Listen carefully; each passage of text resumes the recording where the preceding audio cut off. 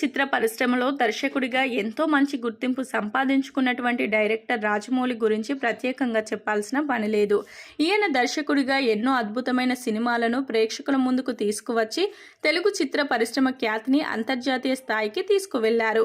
ఇలా తెలుగు చిత్ర పరిశ్రమలో దర్శకుడిగా ఎంతో మంచి సక్సెస్ అందుకున్నటువంటి ఈయనతో కలిసి హాలీవుడ్ డైరెక్టర్లు ప్రశంసల వర్షం కురిపించడమే కాకుండా పలువురు టెక్నీషియన్లు ఈయనతో కలిసి పనిచేయడానికి కూడా సిద్ధమయ్యారని చెప్పాలి.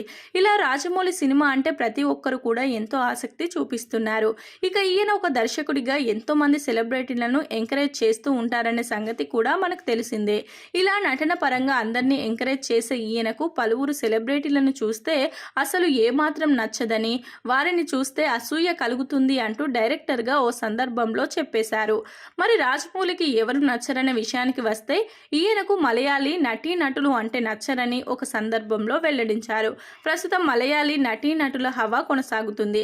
కథలో సత్తా ఉంటే కంటెంట్ అవసరం లేదని, చిన్న సినిమాలు కూడా 100 కోట్ల కలెక్షన్స్ రాబడుతున్నాయని ఇప్పటికే ఎంతో మంది చిన్న సినిమాల ద్వారా నిరూపించారు.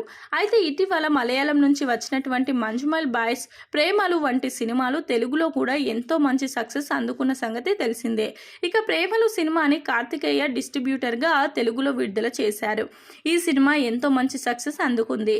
ఈ క్రమంలోనే రాజమౌళి ఆ సందర్భంలో మాట్లాడుతూ మలయాళంలో ప్రేక్షకుల ముందుకు వస్తున్నటువంటి సినిమాలు పెద్దగా ప్రేక్షకులను ఆకట్టుకుంటున్నాయని తెలిపారు.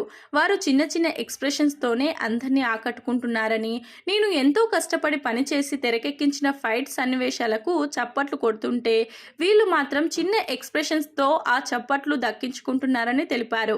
ఈ విషయంలో వారిని చూస్తుంటే నాకు చాలా అసూయగా ఉంది అంటూనే ఈయన వారిపై ప్రశంసలు కురిపించారు.